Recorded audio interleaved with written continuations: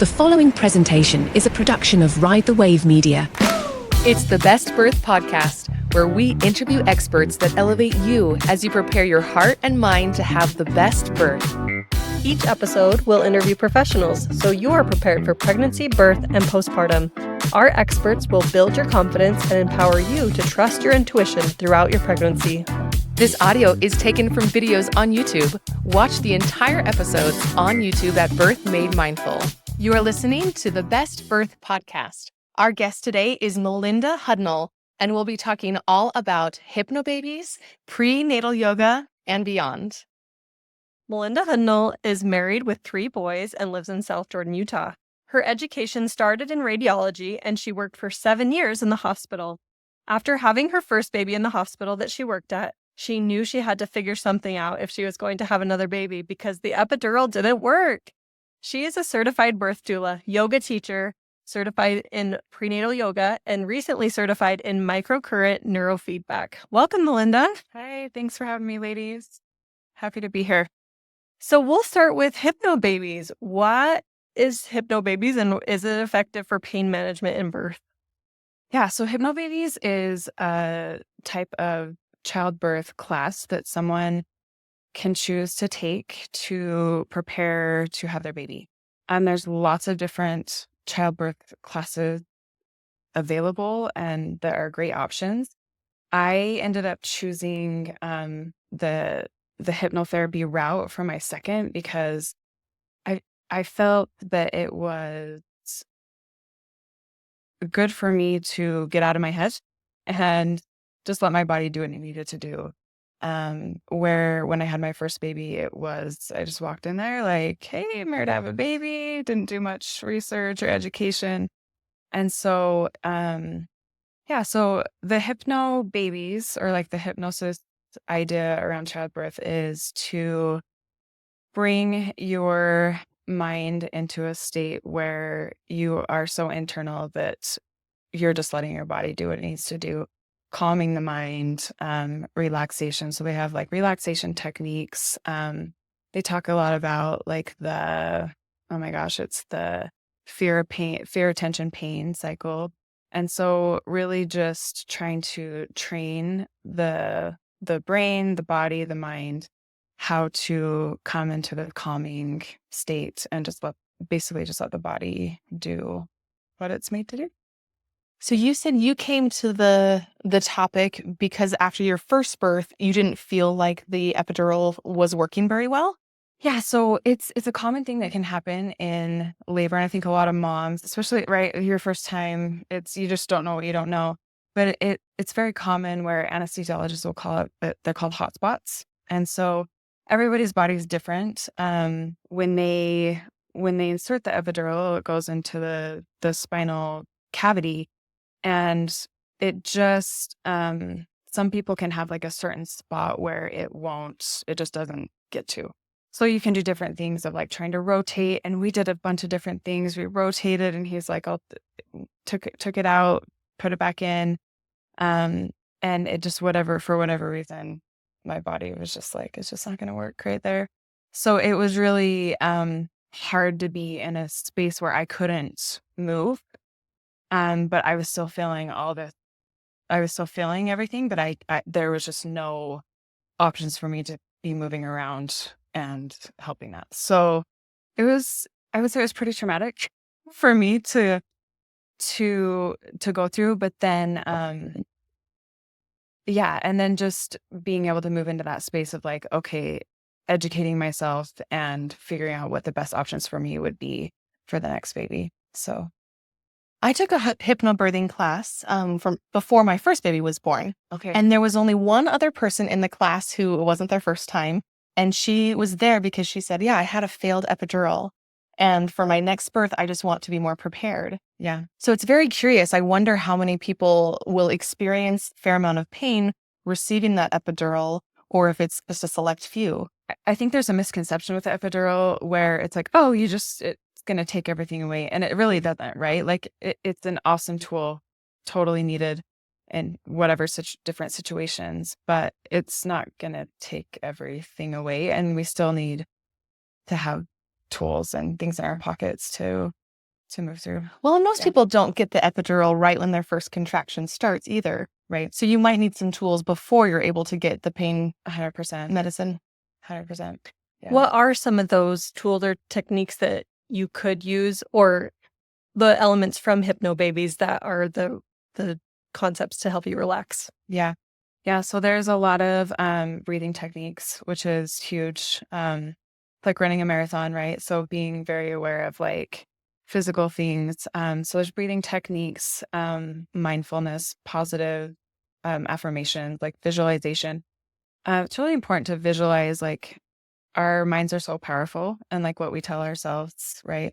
And ultimately at the end of the day, like, we don't know what's going to happen at our birth, but we can have these tools and we can be prepared and have these things in our pockets to give us the best chance. Are there scripts that are recorded or that you can read throughout the labor? Yep. So if you take a Hypnobabies class, you'll have an instructor and you go, it's a 6-week course, and there's awesome instructors all over the world, I think now, they'll read the scripts. And so you practice them and then you listen to these scripts, just like you can even have them in earbuds during labor.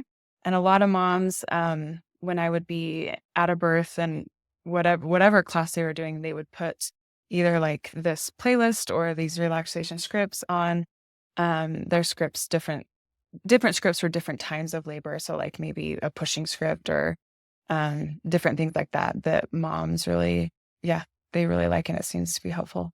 Yeah, one that's an opening script. So you start to think about, Yeah. an open cabinet door. You think about the sun rising. You're just trying to help visualize so that your cervix will open easier if your mind and your body is in that state of openness. Yeah.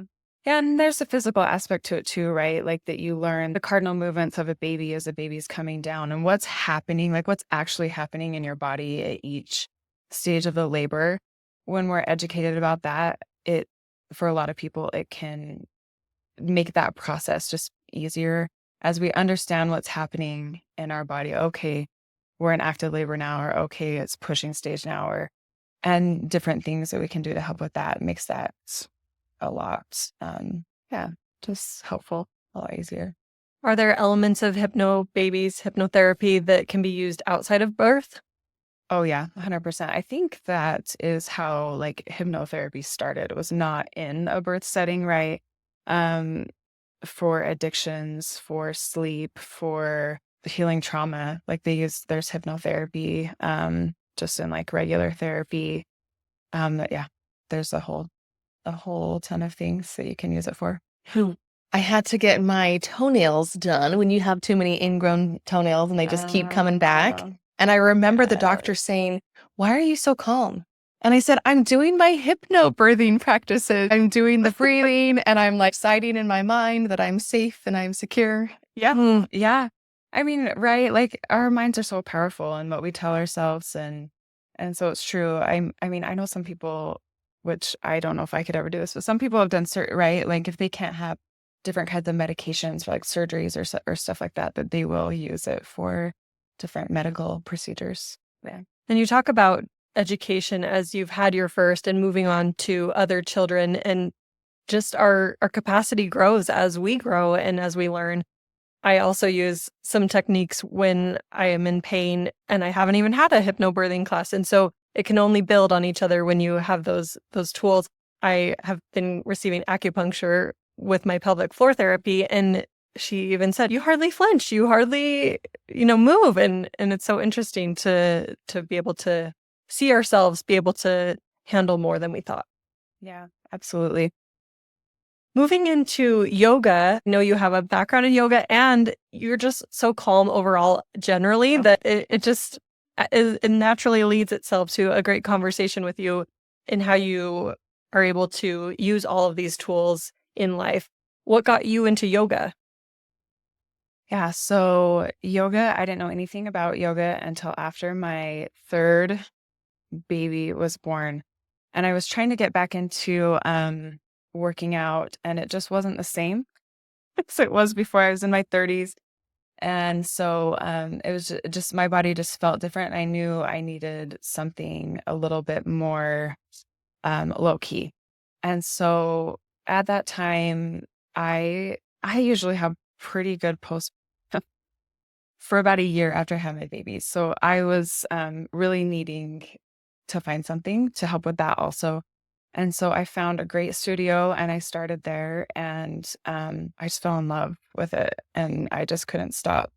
I just couldn't stop learning. And so then that was the next thing, like, okay, ended up doing a training, and learned a lot there, and super grateful for that training. It's interesting to see what life calls us to, because you were brought to yoga, and yet it just seems already so much of your personality. What is the impact of yoga in pregnancy? What could that be helpful for? Yeah. So, so many things. Like a lot of times before we're pregnant, if we're already doing some sort of exercise or workout, usually we're okay to keep doing that through pregnancy. Yoga is something that you can just start, right? There's so many different levels. So a lot of things, like you'll learn breath, right? So you'll learn breath, which can help in labor. You'll learn different stretches for opening hips. So hips, pelvic floor stuff, right? So learning how to control pelvic floor, for postpartum. So after, so a lot of time we have the diastasis recti, which is the separation of the abdomen, and really just easing back into those as we come back to exercising or moving our bodies. Those hard-hitting activities are just going to kind of wreak havoc on that area.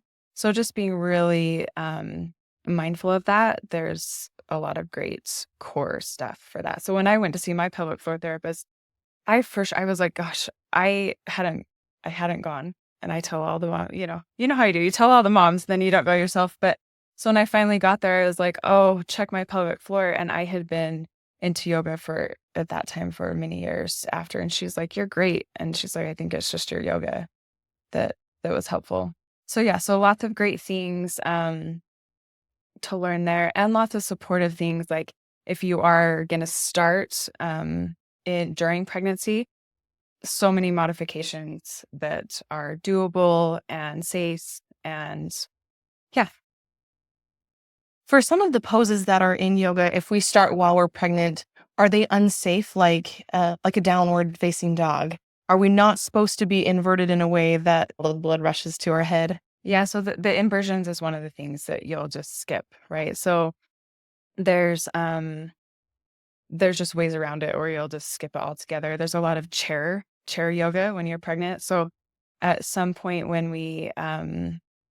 that relaxin hormone starts in our body and everything starts to feel loose, and ligaments are stretching and allowing for baby to move down, a lot of chair yoga for the stability is great and can still give the benefits for what you're looking for. So things you'd want to avoid is inversions, lying on your back. So once we get to a certain point in pregnancy, when we lay straight on our back, it will put pressure on that vena cava. I want to say nerve. It's not a nerve. It's a vessel, the big one in our body. And so you'll come to like 45-degree angles, prop yourself up so you're not all the way on your back. It's kind of like sleeping in pregnancy, right? You have to prop yourself up. So it's kind of the same in yoga. Yeah. I was taking a yoga class when I was pregnant with my third, but it wasn't specific to prenatal yoga. It was just a general class. Yeah. And so she would always say, you can be in the fetal position now instead of on your back. But we were doing a balancing or like a posture hold where we would hold it for a long time. She played Cakes Going the Distance, and we had to hold the pose for the entire song, which I think is over 3 minutes. And I just remember feeling like, if I can do this for 3 minutes, I will definitely be able to handle a contraction that's only 1 minute. 100%. Love it. 100%. Yes. Well, how has your experiences in hypnobirthing and yoga prepared you for what you're doing now with the neurofeedback? Yeah. So I was recently trained in something called Microcurrent neurofeedback, and life is funny, right? How you are on this path and it just feels like, life has just kind of taken me, like I've had these little pieces and these different trainings, that have just meshed beautifully with the microcurrent neurofeedback. So the whole, I guess I'll tell you a little bit about that. So microcurrent neurofeedback, it's specifically called IASIS, is the type that I was trained in. It is bringing us back to a parasympathetic nervous state. So it's our rest and digest and calm, so opposite of our fight or flight. And it done by placing little electrodes on different parts of our head and body. And it will bring us back to homeostasis with this treatment. And so it's so similar. Like it's all similar and along the lines of like what hypnotherapy does, what meditation, mindfulness, yoga does for us as well. So, yeah. It sounds like the perfect solution for a postpartum mom who might be, triggered by a lot of crying, a lot of noise, a lot of demands on her time. Is there a way to utilize some of these techniques at home, or is it always through a practitioner or a service? So the treatment is through a practitioner. It's a service, but this is the newest technology in that neurofeedback field, where traditionally it's pretty, like, the appointments are long. It's like an hour. These are 20 minutes, maybe 30 minutes. So if you can find someone local in your area, it's really it's just another great tool to have in your toolbox, to help us stimulate our vagus nerve to calm. Would be like the breathing, would be different things like tapping. There's lots of different things like yoga also that can help. What about some of the services, kind of like a deep float, or, like some of those calming Or red light therapy. Absolutely. It's all good, in that healing space for sure. Yep. Can we talk just about the nervous system specifically for a little bit? Mhm. What are some of the triggers that get our nervous system stimulated or heightened? Yeah, gosh, that's a great question. I think it's different for everyone, right? Because we're all so different. But I think mostly, well, if we're talking about moms and postpartum, right? We're sleep deprived. Our bodies are trying to replenish. Maybe we have other kids, but just trying to keep up with taking care of ourselves and taking care of the kids can be really overstimulating all the time.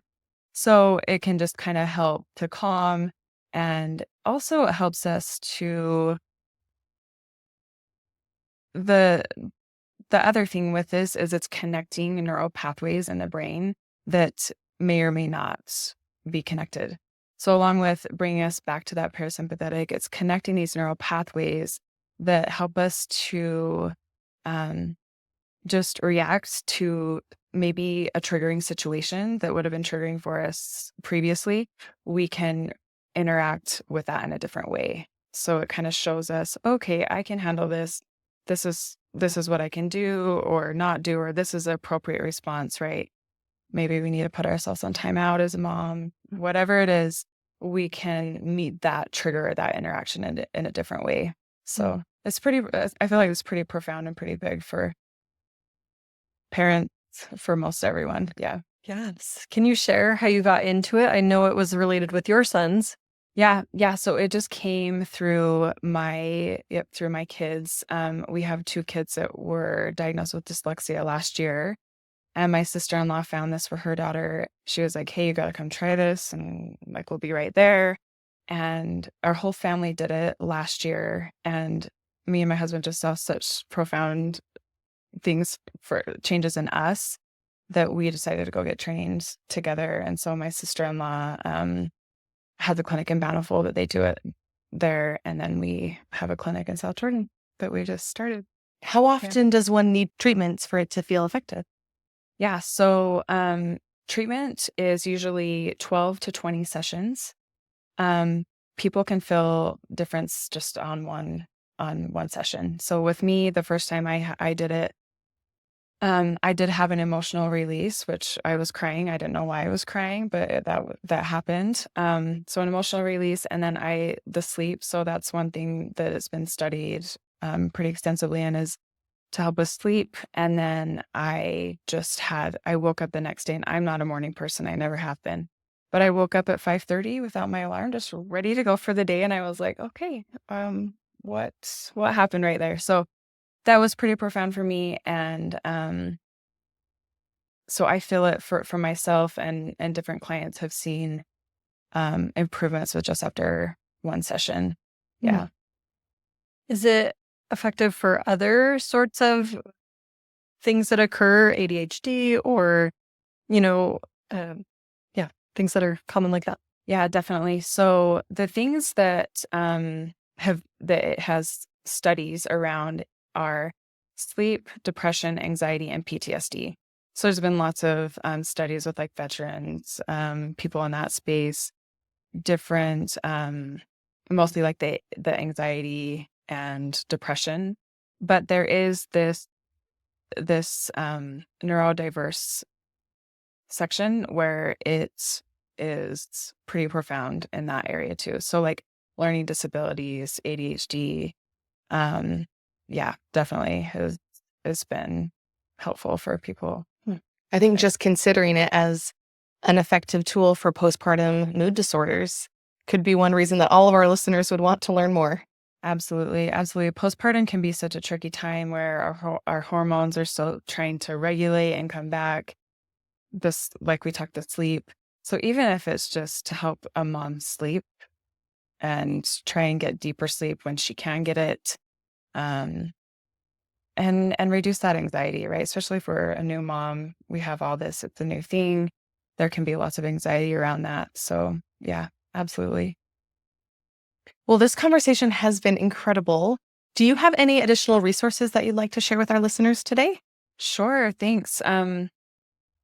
Resources are always where we need to go. So I would first say evidencebasedbirth.com for anyone that is about to have a baby or pregnant. Just get on that website. This gal is a nurse and researcher, and she will take all of the studies, all of the latest evidence, and put it here in one spot. So it's a pretty awesome resource. And you can get you can get a lot of education in that one spot. So evidencebasedbirth.com. And then Spinning Babies is also another great resource that anyone can get to. That just will help moms know how to kind of know different positions for labor that can take off pressure, different tools and coping skills there. It's a really great resource. And then also, if you've had a baby, if you've had a cesarean and are looking to have a vaginal birth next, there's the VBAC link that's local here to Utah. That's such a great resource. So yeah, we'll give you all the resource and evidence-based stuff on having a VBAC. Thank you. Our Mom Squad secret for the week comes from Cassie. She says, choose a doula you really vibe with. Unless it's necessary, things generally go smoother without intervention. But sometimes interventions are needed, so choose a provider that you trust who is truly supportive of your goals. And I just love that she says, choose a doula you really vibe with, just talking about the energy and the connections that we make. I tend to be kind of anxious and high energy, so when I'm with someone who can calm, that my husband is that person, it just feels a lot better in the situation when we have that balance. Melinda, thank you so much for being on the podcast today. Thanks so much for having me, ladies. Thanks for joining us on today's episode. We hope you've been elevated and inspired by this week's expert. Subscribe today so you never miss an episode. And please share our podcast or post on your social media so that other moms and dads-to-be can also have the best birth. Please note that the information provided is based on the expert's insights and personal experience. It is not intended as medical guidance. Please seek the advice of your medical provider as it applies to your specific condition.